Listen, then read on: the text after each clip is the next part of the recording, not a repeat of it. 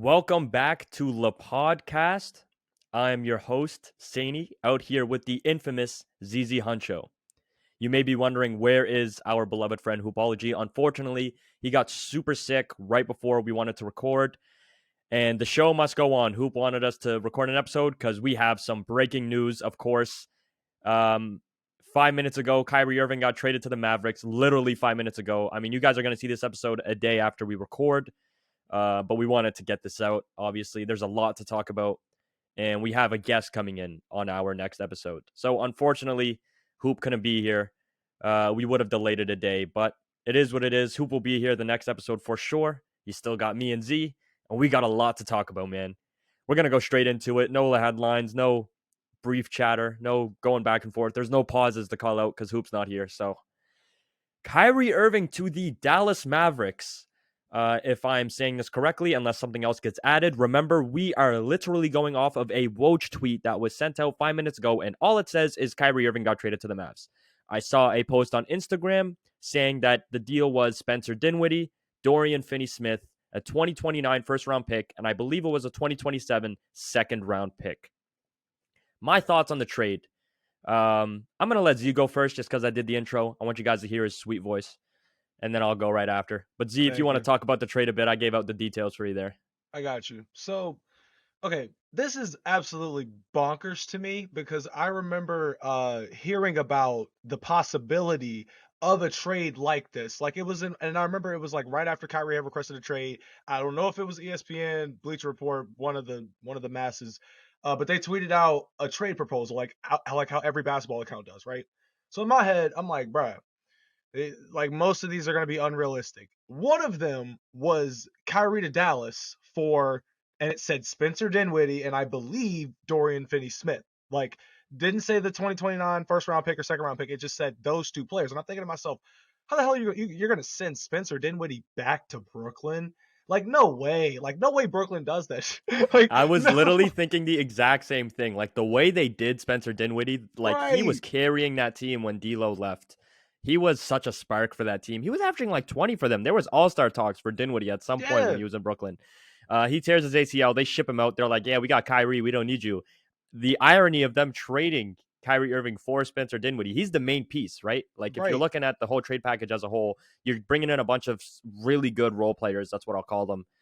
And it's hilarious to me. He's going back to Brooklyn. I'm not sure how Spencer feels about that. This is his third team in less than a year, I believe, or just about a year. Uh-huh. Washington, Dallas, and now, of course, the Nets again. Back home. And he got traded to the Nets. He got traded from the Wizards to the Nets, or he signed to the Wizards, sorry, right? Mm-hmm. So he's been around the same three teams for the last like 2-3 seasons, whatever. Dorian Finney-Smith, that's a great addition for the Nets, honestly, but they're not doing anything now that Kyrie's gone. You need more than one superstar to win in this league, and that's the reality of it, unfortunately. Kevin Durant, I'm not sure if he's staying. His contract, he's there for another 4 years, I believe, maybe 3. Correct me if I'm wrong. I wanted, yeah, 3 or 4 if I'm Kyrie, not mistaken. and I will say this about Dallas, man. Big ups to Dallas because I feel like Mark Cuban is really the only NBA owner who's truly in touch with his players' needs, Right. who actually cares about the team. I watch a lot of things on Mark Cuban because as an investor, he's super dope to look into. Somebody you really want to follow if you're trying to make a bag because it's not just the Mavericks he's done, right? The guy is known for making money. Shark Tank, right?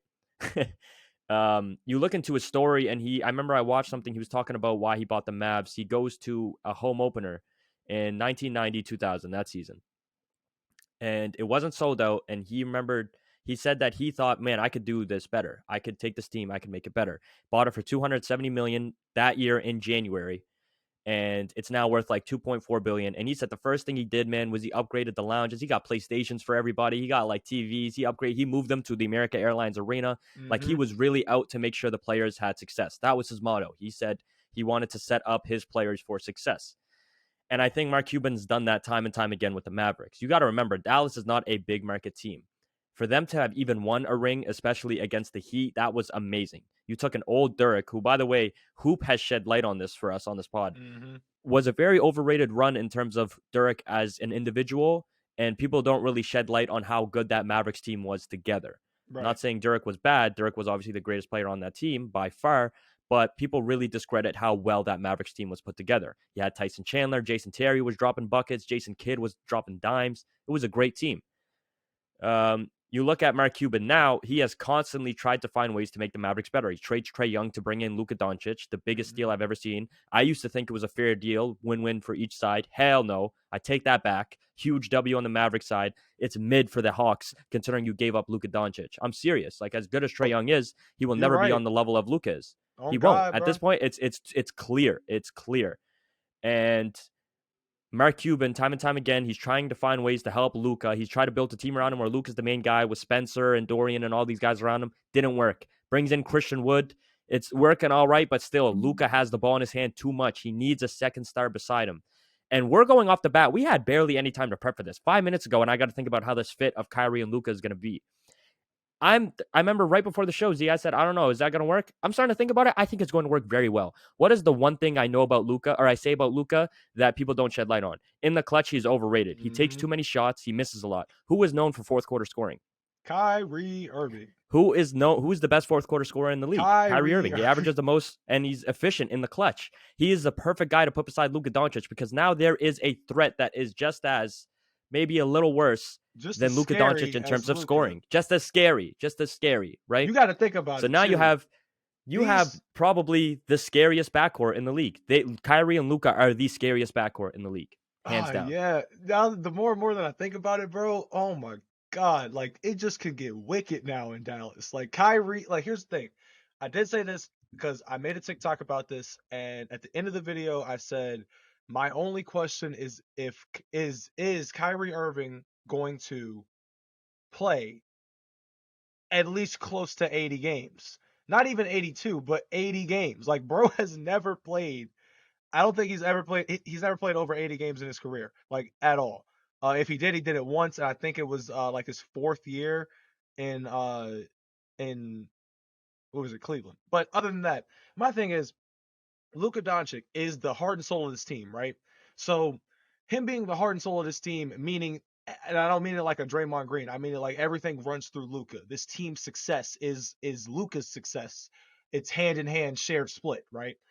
But with Kyrie Irving, like you said, fourth quarter scoring, like, it's going to be insane. It's going to be absolutely wild to even think. Right now, it's wild to even think about the thought of these two in a close game. You got to worry about Luka Doncic or Kyrie Irving.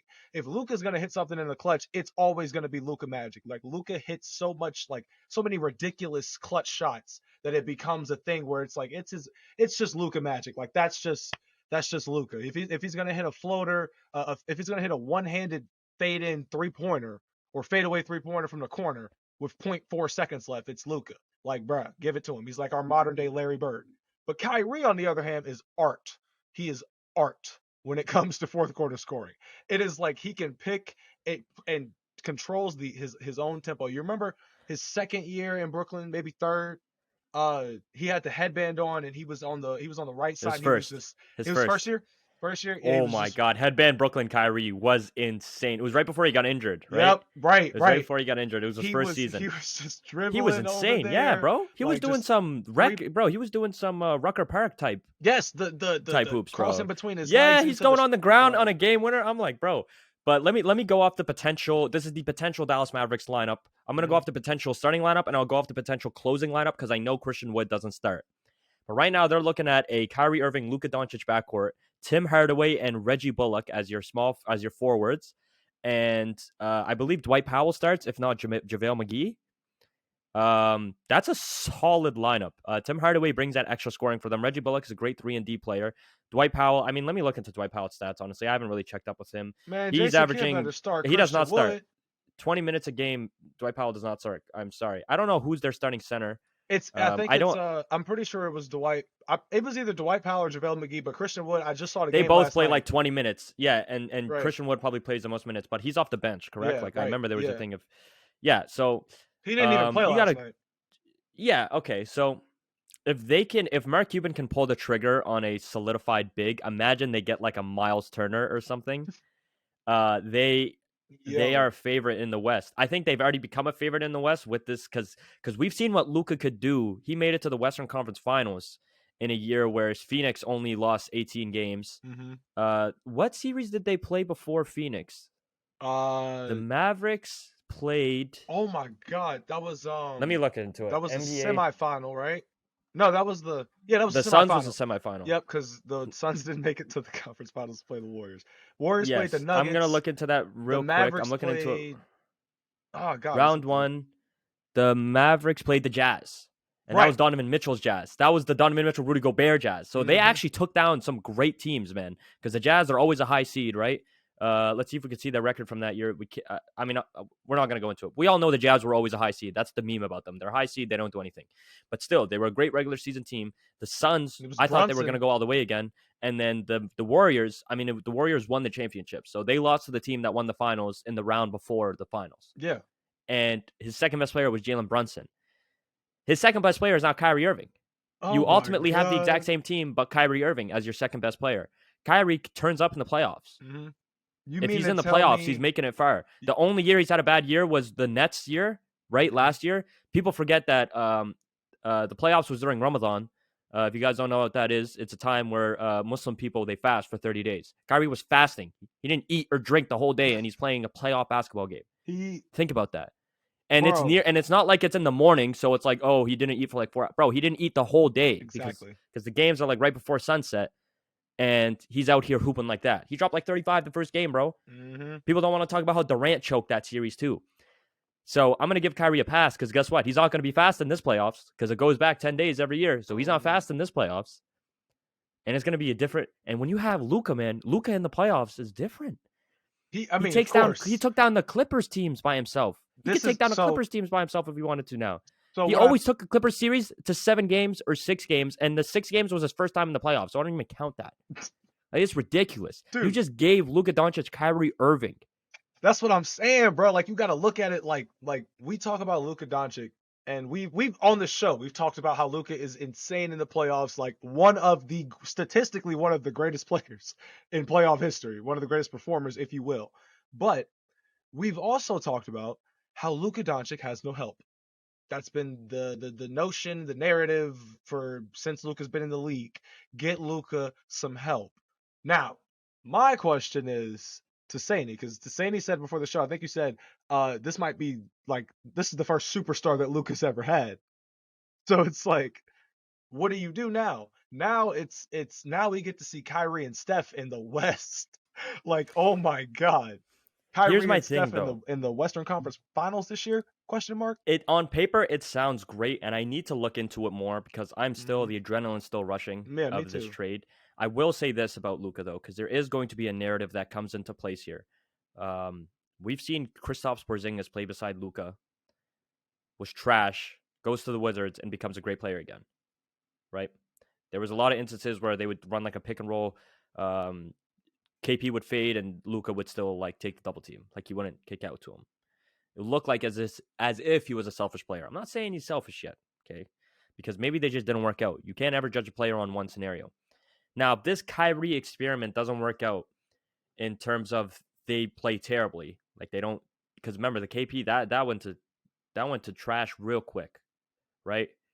If they can't find a way to blend or work together, this narrative around Luka is going to be he can't play with superstars. He can't play with a second star. He can't play with another ball-dominant player. And do I agree? I'm not going to say I agree or don't agree yet. I have to see it, of course. It depends on how it looks, how they look together.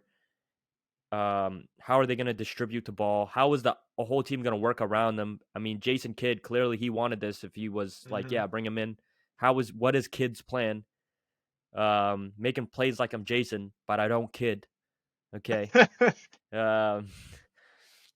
We got to see it, man. And listen, this whole episode isn't going to be on Kyrie, of course, but we should still stay on this, man, because let's look at the West, right? I'm gonna take a look at the West, right. and I'm gonna name off some teams that potentially the Mavs are gonna face now, and I want you to tell me who do you take in a series? Okay. Because the Mavericks are in the 6th spot right now, so if they go to the playoffs, they play the Kings. Right. First round. Who are you taking in that series? I'm taking the Mavericks were 28-6, 28-26 before this Kyrie trade. The Kings are 29-22. The Mavericks are 2.5 games behind the Kings without Kyrie. See, here's the thing though. I'm taking Dallas off the bat. I would have took Dallas with or without Kyrie Irving because Luka would have cooked regardless. Really? But I'm Really? just, and the reason I say that is because the Kings are like one of those fun teams, but they're But you're not. not thinking, bro. Think about it this way. Who's guarding Sabonis? I don't. Okay, I get that. I do get that. And here's the thing. They have star power in the backcourt with De'Aaron Fox. Mm-hmm. They have star power in the front court with Sabonis. Mm-hmm. And they have a solid team around them, man. You can't be a 13 in the West being bad nowadays. You're right. You have to be a great team. But Kyrie Irving's there now, so it's going to be. You know what I think? You know what I think is ultimately going to be the demise for the Mavericks, their kryptonite, what's that? if they were to have a demise? A bad shooting night.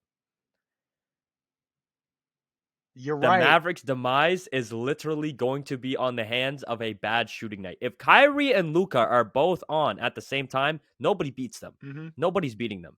Because Luka alone, if he's on, he's going to take you to whatever. It doesn't matter what team you have. We've seen it time and time again. Luka will take whatever team is in front of him to the very last second of the game if he is on. Now imagine you put Kyrie Irving on with him. Right. It's a scary sight. It's a scary sight. My thing is, but a bad shooting night. But a bad shooting. I'm just saying. No, that's a fair point to say for a bad shooting night. Because like if you really think about it, here's my thing. This is what I'm thinking about right now, bro. You know how Luka gets compared to James Harden? Like people are like he's the white James Harden. Think about this, bro.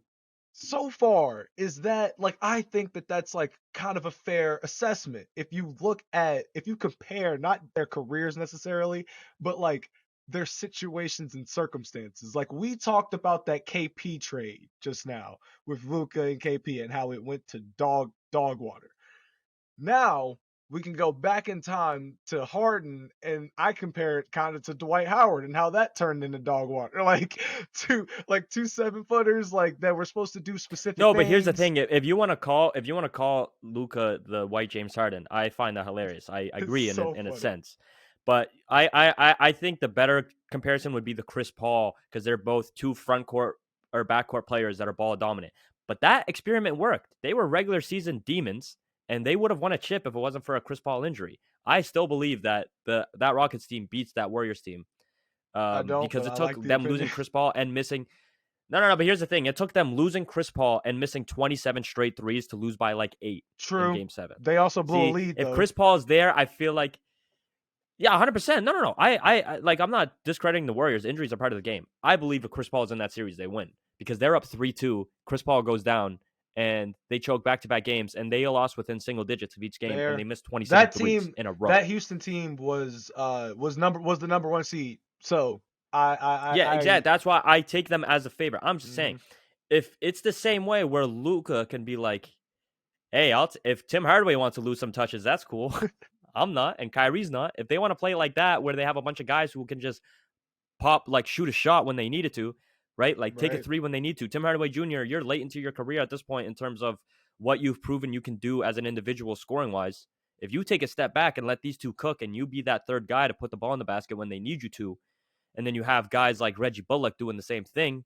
You have guys like Christian Wood, who's going to need to, even though I think he's a little soft in terms of in the post, getting the board every now and then, he needs to find a way to turn up his game, because you don't need an offensive big anymore. You're right. You need a guy that can be there when they need him to. And honestly, if that's not what Christian Wood can be, I would highly suggest the Mavericks look into trading Christian Wood for a dominant big that can get you boards in the paint. Okay. There's a lot of guys like that can, for sure, you can switch out for Christian Wood.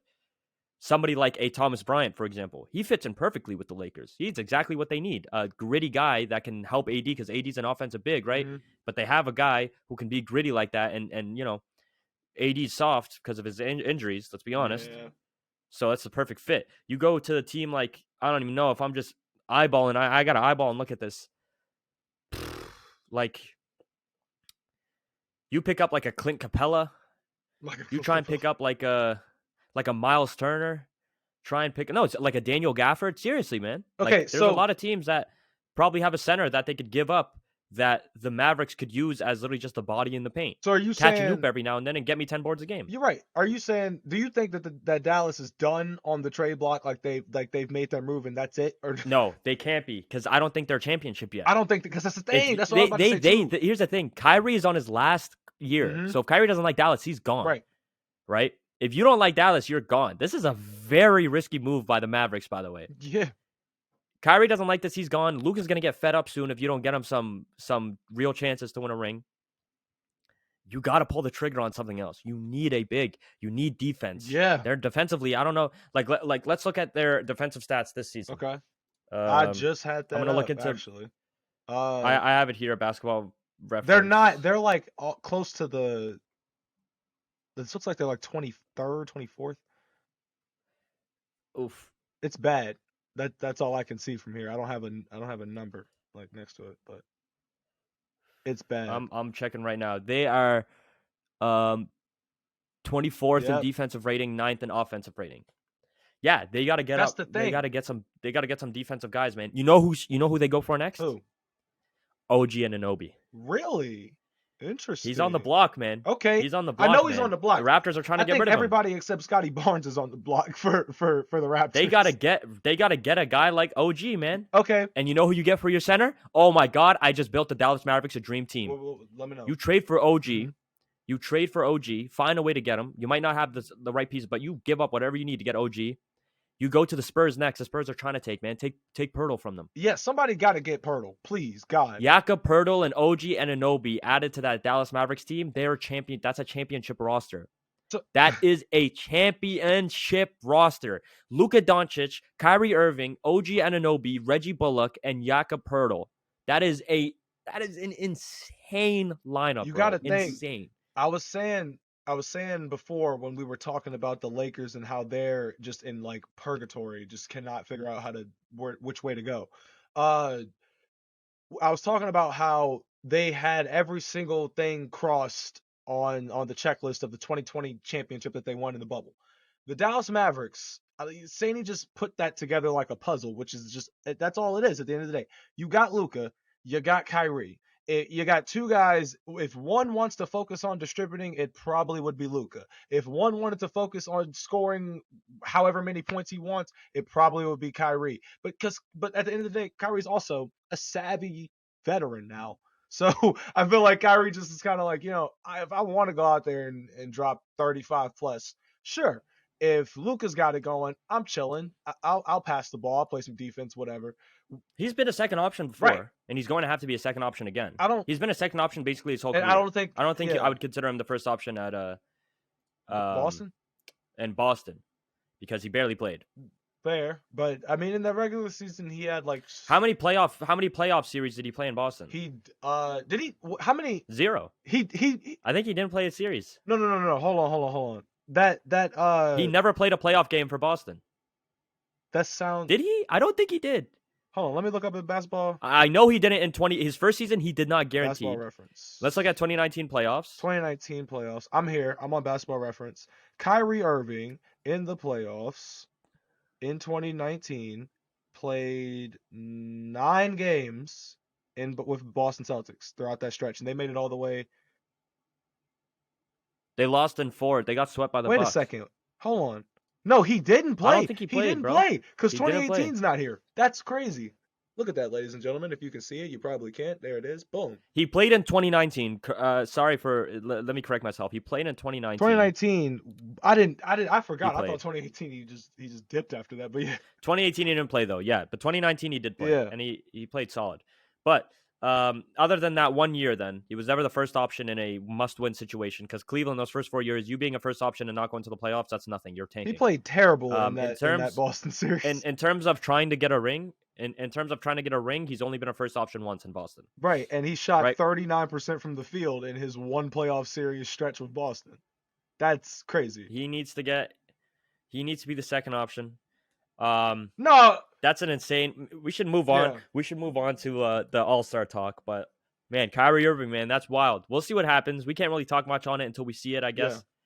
Yeah. But moving on, Stephen Curry, Wardell Stephen Curry. injured his leg. It seems that he's going to be out for a few weeks. He's missing the All-Star game. Said, ya boy, Shea Gilgeous-Alexander. I think he's going to be the one to replace him in the starting lineup. If he isn't, that's bonkers. That's ridiculous. They're going to put John Morant. Watch them put John Morant or some shit.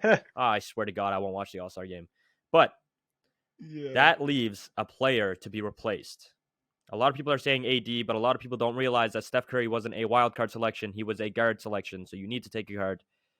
There's only two players, in my opinion, that deserve to have any thought towards going to the All-Star game. I have an opinion on who it's going to be. De'Aaron Fox and Anthony Edwards. In my opinion, it's going to be Fox. Right. Because they're the third seed. And Anthony Edwards, guaranteed he's going to make an All-Star game. I feel like they want to get Fox into one because Fox is heavily discredited as a player. I feel like this is his best shot at getting into one because next season it's only going to get harder. So I think this is Fox's year to get into an All-Star game.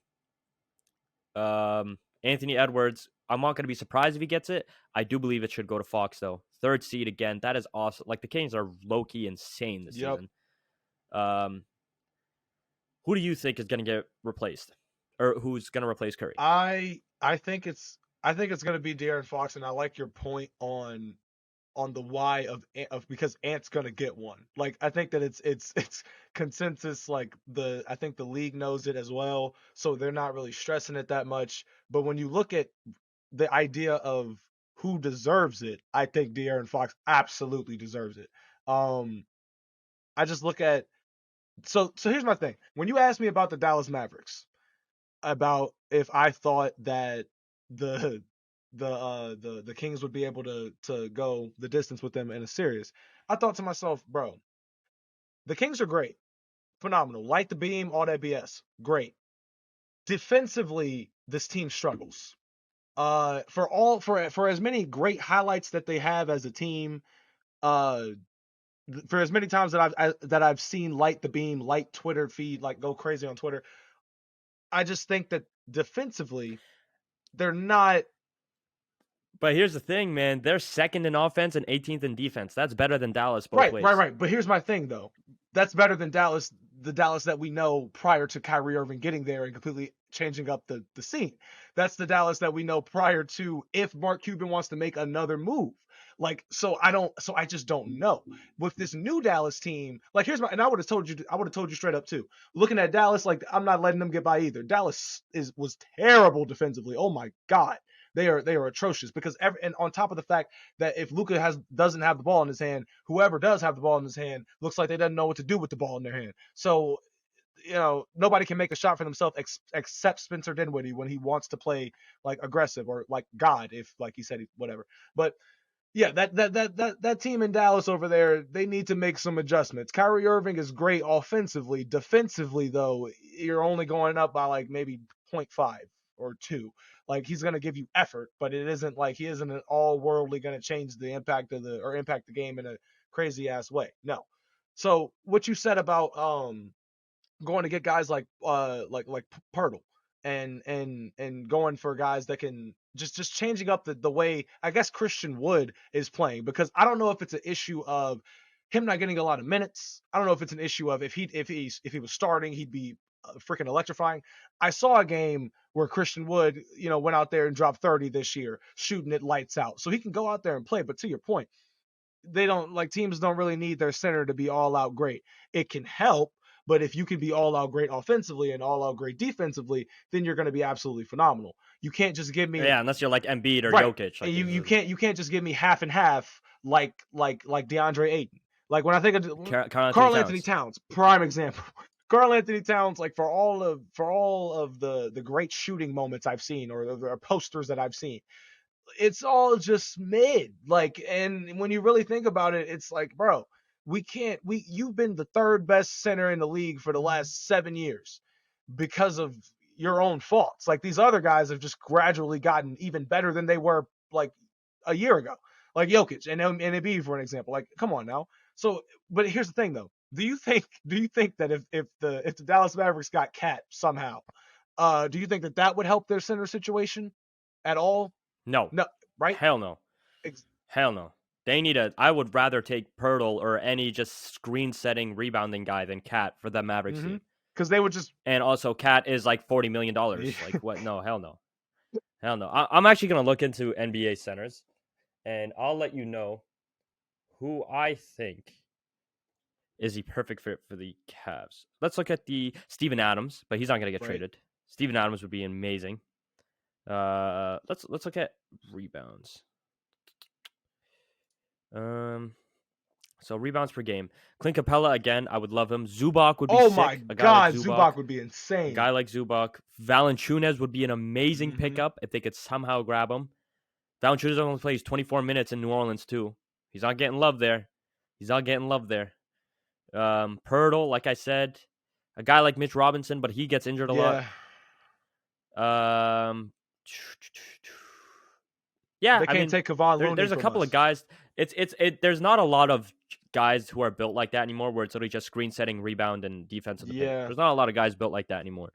To the credit of the league, and to the credit of the Mavs, because it's hard to get a guy like that when there's rarely any of them who work out, even because it's like, well, nobody really, you can't really last in the league unless that team specifically needs you and they sign you to a deal like that. So fair enough.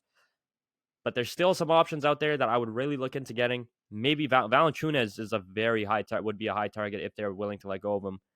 The Mavs, I really need to see the season play out before I say they're in a good spot. Because Mark Cuban, again, like I said, he's good at making his players happy. Right. Here's my thing. So if he can keep Kyrie. Another thing I want to say too about this trade. This trade, I've learned. Okay, as an NBA fan, I have learned from scary hours. When James Harden got drafted to the Brooklyn, not drafted, traded to the Brooklyn Nets, and everybody was like, "Oh my God, oh my God, oh my God, that was insane." I made my first TikTok video that went viral was covering that trade, my reaction to that trade. But then, as time goes on, I remember thinking to myself, having to literally retract my original statement because I told everybody, "Hey, chill out. Yeah, the Cleveland Cavaliers beat them and Colin Sexton went crazy." You remember that? Do you remember their first game in Cleveland? And Colin Sexton just was like, "Nah, screw all that. It's scary hours. I'm scary hours, bro. What you mean?" So I remember saying, just give them time. Just give them time. Over time, though, I figured out that, to be a championship contending team, you're going to need some defense. You can't just rely on the idea that I'm going to try and shoot you out of the gym every single night and to make up for the lack of defense that we have as a team. We're just going to continue to just shoot you out of the gym and trade buckets. Bad shooting night. That's terrible. Bad shooting night is your kryptonite. Right. And some bad shooting nights happen for great teams. That Houston Rockets team was a good defensive team, but boom. I'm telling you, their kryptonite is a bad shooting night. Like, that is the perfect way to describe the Mavericks right now. They are hanging on to the chance that their guys are going to hit shots consistently for the whole playoff run. That is nearly impossible, especially when you have two shot chuckers like Luka and Kyrie. I have to see it. That's the thing. It's all up to chance. Right. You could tell me the Mavericks are going to get out in the first round. You could tell me they're going to go to the finals. I'll tell you both of those guys that they're right. Because it is all up to chance. It is literally in the hands of God now on where the Mavericks go, unless they make another deal. I mean, it's always going to be in the hands of God, but they got to make another deal if they want to leave it to chance. And here's my thing too. When I look at the other teams in the Western Conference, that was another question that I should ask you. Do you think that Kyrie Irving is enough right now for Luka? Because Luka did take that Mavericks team last year. I need to go back and look at their offensive and defensive numbers. But Luka took that team to the conference finals, averaging over 30 a game. So now he has help. So if the Mavericks mess up this time, will that dead the notion of Luka needing help, or will it beg the question of does his play style need help or warrant help from a superstar caliber player like a Kyrie Irving? I wonder. That's a good question, and again, it depends on how it plays out. I have to see how it works out. Everything is situational in the NBA. You can never hate a player on something that's out of their hands. So if they lose because of something that could have been in Luka's control, i.e. ball hogging, making the wrong play when you now have, because there's a lot of remember I talked about this a lot. I know you agreed with me. Hoop didn't really, where Hoop was like, well, no, it's the coach's fault for drawing up that play where Luka gets the ball and chucks it or whatever, and the Mavs are blah blah blah. Okay, to their credit, sure, but if Luka pulls the same stuff where it's in the clutch and he pulls some ridiculous shot, but Kyrie Irving's on the court now, you got somebody to pass to now, you got somebody to trust now. Kyrie Irving, much more clutch than Luka Doncic is. I'll take a Kyrie Irving clutch shot over a Luka clutch shot any day. And if you don't agree with that, all you do is watch highlights. Fair. All you do is watch highlights if you don't agree with that. You do not know how built different Kyrie is in the clutch. I'm telling you, I think I said it before the show or at the start of it. Like, Luka and Kyrie in the clutch are two different types of clutch players to me. Luka in the clutch is like freaking, I don't know, spontaneous. Like, it's like, he hits a fancy shot. Like, you'll hit an insane, out-of-this-world shot, right? Kyrie Irving gives you 12 minutes Kyrie, of action. though, is like from... That's a clutch is not... from the fourth quarter. Clutch is not you're down 1 point with 5 seconds left. Clutch is it's the last 3-4 minutes of the game, and it's a 1-2 possession game. That's clutch. Like, Kyrie... I need somebody to turn up, and when Kyrie turns it on... I don't need somebody to hit a game winner for me. I need somebody to be able to hit a game winner for me and play great in the other 6 minutes of action. I need you to make sure I'm not in a game-winning situation. True. That's what a great clutch player is. A lot of these guys will judge players off of game-winning shots, and they don't realize there's a lot of guys that avoid game-winning shots because they don't allow that situation to even happen. Jeffrey Jordan. Exactly. Never went to a game 7. There's players who don't have as many clutch, and I'm not saying Michael Jordan doesn't have clutch moments. Michael Jordan has the most clutch moments ever. But there's a lot of players who don't have as many clutch moments as these other superstars you're looking at because they don't let it happen. And that is more clutch to me. You avoid the clutch situation in general because you refuse to even let it get down to that. Because at the end of the day, basketball, there's 400 dudes who can play at an elite level. I don't care how much of a superstar you are. You give one of those 400 players a chance in the clutch, and a lot of the time, one of those random guys are going to hit a shot against you and you lose. If you're in the clutch, it's all up to chance. We have seen Devin Harris hit a half-court shot for the win before. Was it Jeremy Lamb? Just off the top of my head, Tyreek Evans hit a half-court shot to win the game before. Jeremy Lamb hit a half-court shot to win the game before. When you're in the clutch, when you give a player a chance in the clutch to shoot a shot for the win, it is all up to chance. I could make a shot in the clutch. Yeah. Not saying I would. It would be a very low chance. Nothing's impossible. You are leaving the fate of the game on a chance. Players who I consider more clutch are players who avoid the clutch situation in general. They don't allow it to get to that point. They are so good. It's clutch that I don't have a heart attack in the last 2 minutes of game. That's clutch to me. Thank you. Right? That's what I see. And that's the type of player Kyrie Irving can be. He averages 10 points in the fourth quarter. He will do everything he can to make sure you're not in that situation. Think about how many games Luka has lost by 2 or 3 points. How many games he's won by 2 or 3 points. I mean, honestly, why do you want to not look at it like from that lens of a situation of like Luka putting himself in situations? Like, you got to think, a lot of guys, I've talked about it. A lot of guys literally can put their teams in worse situations than before. I talked about it with Jordan Poole.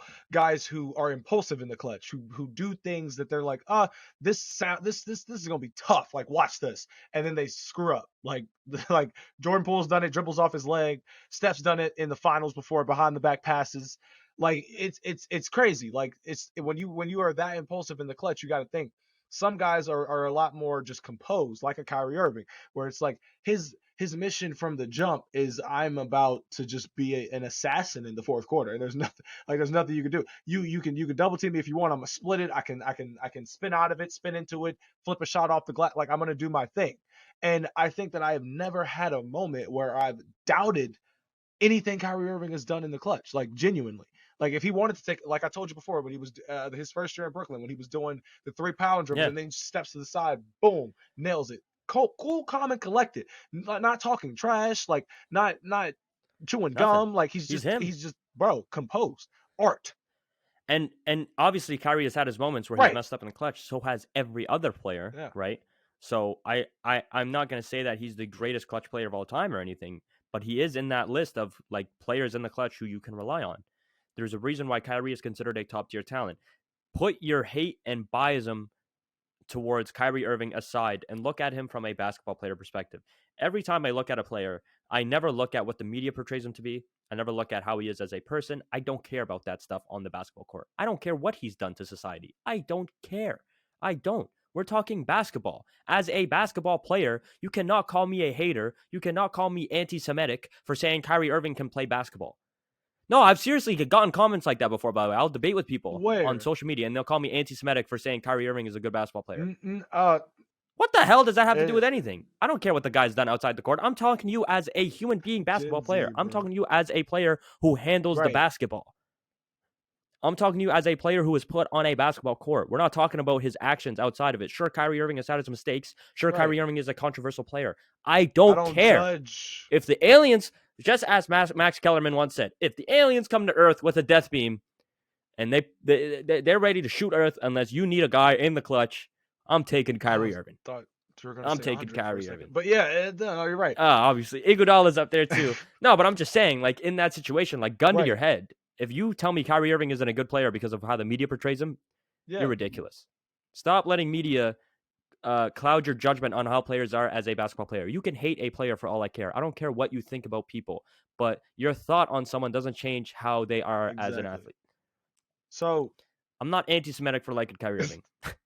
I just wanted to say you're that. right. Ladies and gentlemen, we're going to take just a slight detour onto a word with ZZ Huncho because the Golden State Warriors right now just won their game last night against the Dallas Mavericks and are currently above 500 for the seventh time this year, I feel like. They almost lost. You guys blew a lead. We're not You going guys to almost talk about lost. it. Steph got hurt. But anyway, Steph got hurt. That's the point. Steph got hurt.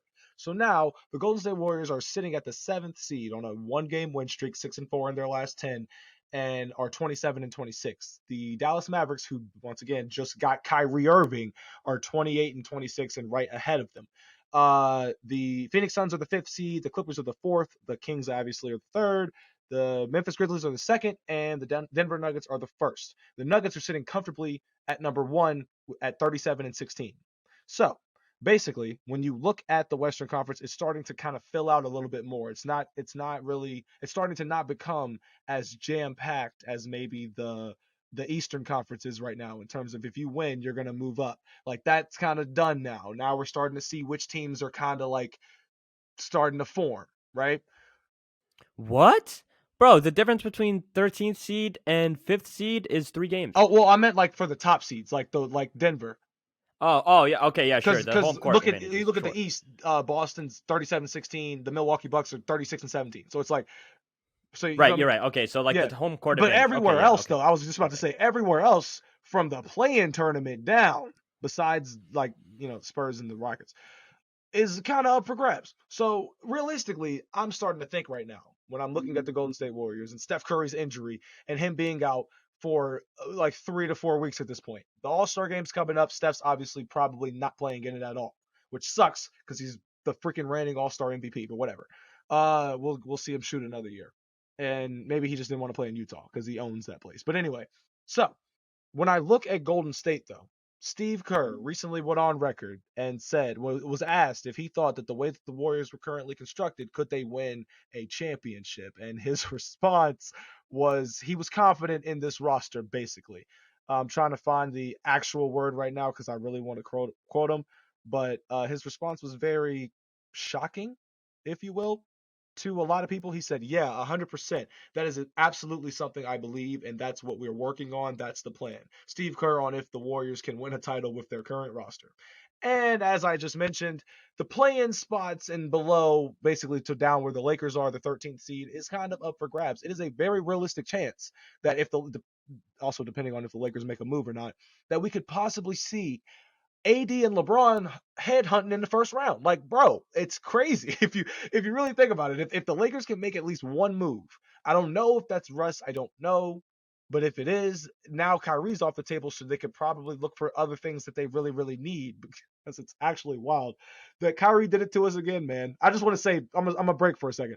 Kyrie did it to us again. Kyrie Irving, when asked if he is going to stay somewhere, has always said he would stay somewhere. It just made me think about it. In Cleveland, bro, he was asked by that little kid, "Are you gonna leave us like LeBron did?" He said, that's awkward. No, I am not gonna leave you like he's gone. He's gone as soon as they lose, and then he's in LeBron's shadow. He wants to be Batman. That's fine. We go to Boston. His only serious there is, and then he leaves, and then he goes to Brooklyn, and he wants to stay, but I don't know. Did you even look into that with Brooklyn's contract? Something about that seemed fishy. Something about them guaranteeing a contract or something, or guaranteeing a championship or something like that. I don't know. No, I was gonna say when you finish your point that it is all on the Brooklyn Nets this time. It has nothing to do with Kyrie Irving. The fact that you put the pressure of the team's success on a player's personal financial situation is ridiculous. They told him that he'll get his money guaranteed if the Nets win a championship. If not, you're not getting this money that you're signing for. That is ridiculous. Joe Tsai is an absolute clown for saying that to one of his players. You decided to commit to Kyrie Irving this offseason by not trading him. You told Kevin Durant, hey, you had a trade request? No, we're not going to trade you. We're going to keep Kyrie. We're going to figure this out. You guys ended up figuring it out. You went 14-1 at some point this season in a 15-game stretch. Kevin Durant went down, and Kyrie Irving is still out here bringing you guys wins to the table. And you don't want to give that man money when you are the Brooklyn Nets. You are such a small market team that your name has been in relocation talks for the past Oh 3 seasons. Nobody wants to go to a Nets game.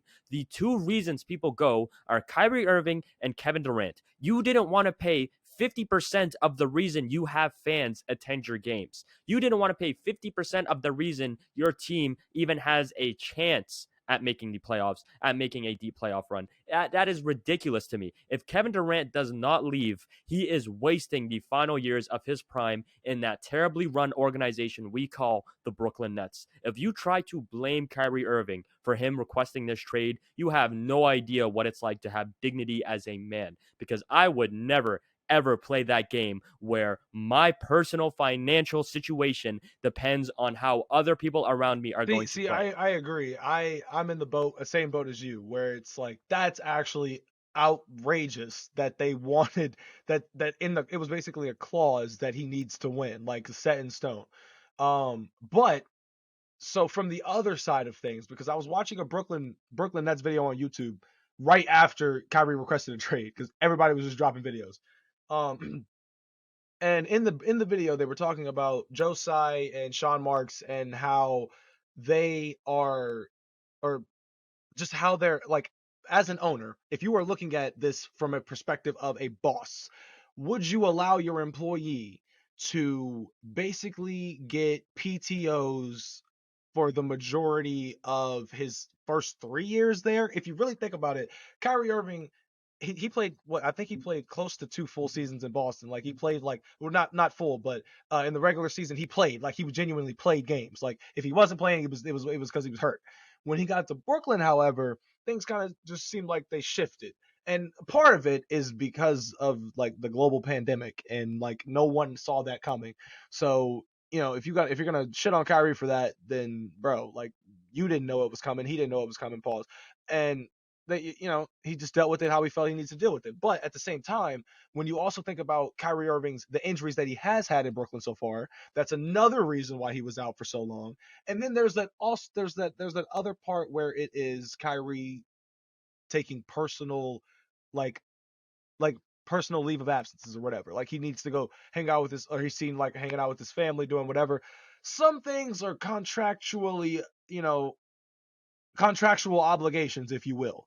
And I just feel like playing time is one of them. When we look at the NBA, all the old heads, for example, are going to point to our generation when we're clashing in the next like 10 years to 20 years.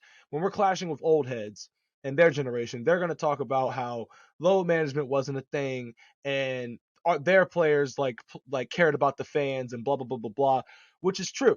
Like if you look at it, like we talked about, MJ played 13 years, 82 games, 8 seasons. He did that 82 game seasons. He did that 8 times. That's insane. Um but I'm just saying, when you look back at that, in those times, you didn't play if you were hurt. Like that was the only exception. And some people played through injuries. Shout out to Kobe. Rest in peace, Mamba. Like it's insane. But they're gonna point to Kyrie Irving and use him as like a scapegoat in the argument. I feel like when it comes to, well, I mean, this guy was taking time off for God knows whatever reason, like blah blah blah blah. Blah. But the thing is, though, I agree with that to an extent. The only counter argument I have though is this: when we want to compare players that don't play, my mind immediately jumps to Ben Simmons, right? back problems, mental health, and all of these things, right? That was what the stories were, and everybody was like sitting there if they wanted to believe it or not. It's what he said, so take it for his own word. But at the end of the day, when Ben Simmons came back on the court, he could have quieted every single notion if he had just improved his game a little bit. He didn't. Kyrie, on the other hand, is Kyrie. So it's like, I don't give a damn if this comes with baggage. It's Kyrie Irving, bro. It is the box office attraction. It is the artist. It is Kyrie. I don't give a damn if he plays 45 games. I don't give a damn if he plays 60 games. It doesn't matter. It's Kyrie, bro. So I'm going to take that. I think owners like Mark Cuban sat back and they were like, yeah, yeah, if I can make Yeah, if I it's a can if top I tier can make a talent home for Kyrie, and boom. small market team too. But I Yeah. mean, we should wrap up. We're nearing the end of our episode here. Great episode. I mean, great day for the NBA in general. Hoopology will be returning Yes, next sir. episode. Prayers to my guy. Hopefully he feels better. This has been your special edition of the Sandy Takes I Easy will Huncho say, special. guys, also, Uh, I got the Kyrie news right after I woke up. I took the greatest nap of my life before this episode. I got it waiting here for Z. Like we use this program. I sent the link to Z. I'm sitting here waiting. I got the notification. So we literally prepped this episode the Right. second this news came out. So Insane. super fun. Thank you again for tuning in to episode 48. Episode 49 is going to be a banger. If you listen to this far, we have a special guest coming on. Let's just say he's worked with names like Jimmy Butler, Mikey Williams, and Flight Reacts. We'll see you guys for episode 49. Peace.